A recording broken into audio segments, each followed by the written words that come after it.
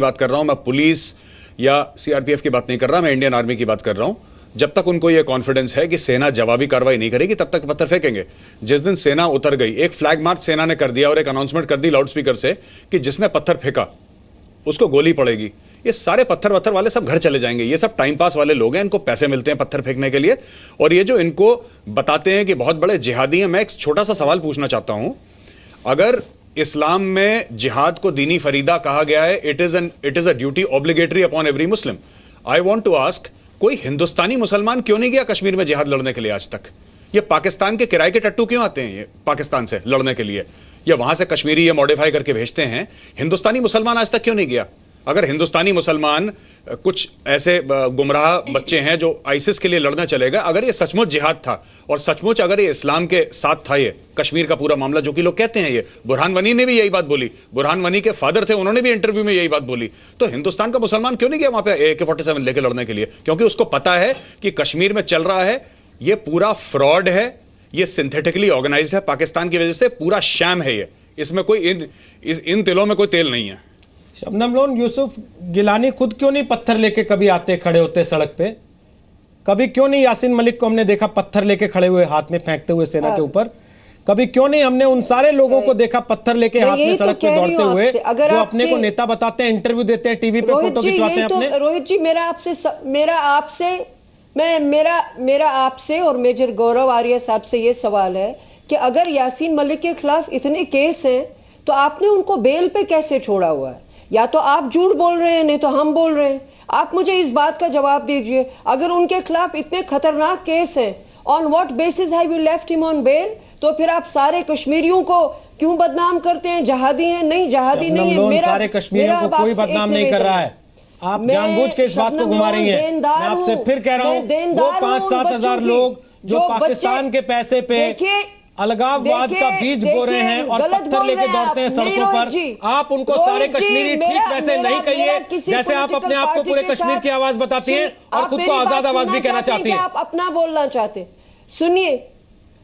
सुनिए, ये जो पेलेट गन्स लास्ट ईयर इस्तेमाल हुए, जिसमें हजारों, इस वक्त 100-150 के करीब बच्चे वहां पे ब्लाइंड हैं।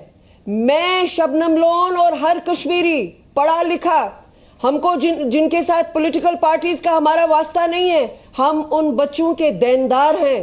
We will give justice to them। और अगर आप उनको आतंकवादी कहें तो कहें, मैडम देनदार तो आप लोग हैं ही, क्योंकि आप लोगों ने उनको जिन रास्ते पे ढकेला है ना, उसके जिम्मेदार आप ही लोग हैं। आप लोगों ने उनको मुख्यधारा से काट के आतंकवाद के रास्ते पे ढकेला, निश्चित तौर पे आप ही लोग देनदार हैं उसके, आप लोग डेमोक्रेसी, आप ही लोग देनदार हैं और उस सजा को आप लोगों को भुगतना चाहिए, बनिस्बत की वो बच्चे भुगत रहे हैं जिनको आप आगे कर देते हैं कर्फ्यू लगा होने के बावजूद पत्थर फेंकने के लिए, और खुद घरों में छुप के टीवी चैनल्स पे बैठ के बयान जारी करते हैं केवल। रोहित जी, संबित पात्रा बोलिए अपनी बात, फिर जैविक लास्ट कमेंट लूंगा आपसे। क्या आपने बात कही रोहित जी? रॉन्ग, आपने बिल्कुल गलत बात की। नहीं, सब ठीक तो आप ही कह रही हैं, सब ठीक तो आप ही कह रही हैं, बहुत देर तक बोला है, ठीक तो आप ही कह रही हैं, की कोशिश कर रही हूं। आपके हिसाब से तो पत्थर भी ठीक चल रहे हैं फिर? नहीं संबित, तुम तो हो गया आपने समझा दिया, आप कश्मीर में जाके समझाइए लोगों को। बोलता है तो बीच में मैडम यहाँ समझा रही है, कश्मीर में क्यों नहीं समझाती है? जाइए ना, 1 घंटे से तो आप जाइए ना गुरेज में, 1 घंटे से तो आप बता ही नहीं है, हम नहीं बोलने देते हैं कि पत्थर मत चलाओ, ये तुम्हारा देश है। अरे गोली आप खाइए ना, मैं क्यों खाऊं? आप खाओ ना। तो रोहित, तुम आके जब जिन दिनों को वहां पे हालात खराब थे तो आके खुद लाल चौक में ना रिपोर्टिंग करनी चाहिए थी आपको। गोली आप खाओ, मैं हमने अपना काम बखूबी किया है और आज भी मैं कर रहा हूं अपना ही काम। अगर मैं अपना काम नहीं कर रहा होता तो आज आप एक्सपोज नहीं होती देश के सामने कि आप वकील के लिबास में पैरवी करती हैं आतंकवादियों की। सच बोल रही हूं रोहित, संबित बोलिए। Speaking the truth. अरे आपकी तबीयत खराब थी थोड़ी देर पहले, अभी तो बिल्कुल ठीक हो गई। आतंकवादियों की पैरवी करने के लिए तबीयत ठीक हो गई, और जब सेना के हमारे जवान मर गए थे उस समय मेरी तबीयत खराब है, गले से आवाज नहीं निकल रही है, अब एकदम ठीक हो गया गले का आवाज। सुन लीजिए अब हमारी बात, देखिए एक बात कान खोल के सुन लीजिए, इंसानियत उसके लिए है जो इंसानियत को मानता है, और जो हैवानियत को मानता है उसके लिए तो गोली है।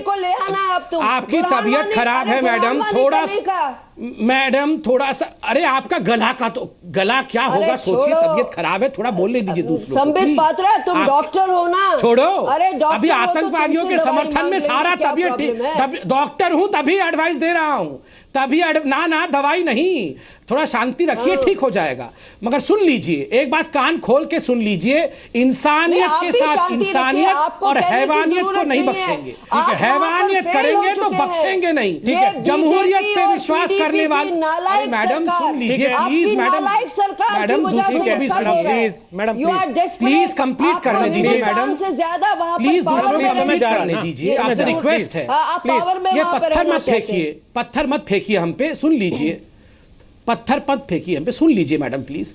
जो जमहूरियत को माने वो हमारे सराखों पर, जो हिंदुस्तान के संविधान को माने वो हमारे सराखों पर, वो हमारे पलकों पर, मगर जो जमहूरियत को नहीं माने, जो इंसानियत, मैडम ये क्या है बिहेवियर? एक बार बुरहान वानी को आतंकवादी आप कह नहीं सकती हैं। आपको सुप्रीम कोर्ट का वकील किसने बनाया है ये मैं पूछ रहा हूं।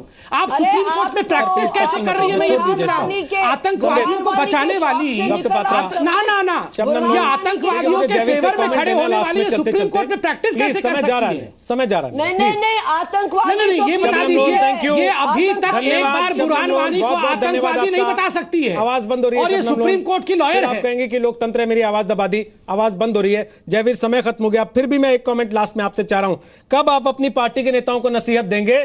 शेख अब्दुल्ला को हमने इसी बात के लिए बरसों बरस जेल में सड़ा दिया था। आज आपकी पार्टी के नेता पत्थर फेंकने वालों की पैरवी कर रहे हैं, वही जो नारा लगाते हैं कश्मीर की आजादी का, शेख अब्दुल्ला वाला। रोहित जी बिल्कुल गलत। हम भाजपा की तरह नहीं हैं जहां हमारे पार्टी के मेंबर आईएसआई के लिए जासूसी कर रहे हैं ध्रुव सक्सेना जैसे। ना तो हम भाजपा की तरह ना आप भाजपा की तरह हो भी नहीं सकते। सर वो पकड़े तो जा रहे हैं, इनको तो आपने पैरवी करके बचा लिया सर। बॉम्ब ब्लास्ट की जयवीर साहब आप तो अपनी वकालत का फायदा दे रहे हैं रंजीत रंजन को, केंद्रीय सरकार और राज्य संदीप दीक्षित को। बीजेपी इनके पकड़े तो गए सर, जासूसी कर रही है, ये ज्यादा नुकसानदायक है। कांग्रेस पार्टी को राष्ट्रवाद और पकड़ के जेल तो चला गया, आप तो पकड़ाने नहीं दे रहे सर, करने खड़े हो गए। पंजाब में आतंकवाद रहा और वहां आईएसआई को लाल कारपेट बिछा के आपने बुला लिया।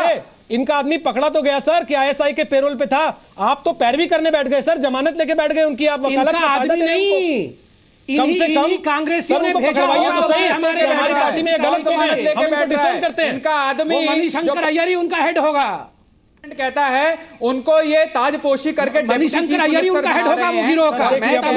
मैं उस बयान के साथ नहीं हूं। आप सॉलिडेरिटी है इस देश की राजनीतिक पार्टियों यादव और प्रधानमंत्री से इस्तीफा मांगे। इस देश की राजनीतिक पार्टियों की सेना के साथ कितनी सॉलिडेरिटी है, इस चर्चा को देखने के बाद लोगों को खुद समझ में आ जाएगा। हमें उसके बाद कुछ कहने की जरूरत नहीं है। लेकिन एक बात हम यहां जरूर बता देना चाहते हैं, कम से कम जिस तरीके की प्रतिक्रिया मेरे पास दर्शकों की आ रही है, इस देश का हर आदमी सेना के साथ है। उसके आत्मविश्वास को बढ़ावा देने के लिए, उसके हौसले को बनाए रखने के लिए वो हर तरह की मदद करने को भी तैयार है। और मुझे लगता है कि सेना के लिए इससे अच्छी बात नहीं हो सकती। बहुत बहुत शुक्रिया आप सबका आज ताल ठोके का हिस्सा बनने के लिए।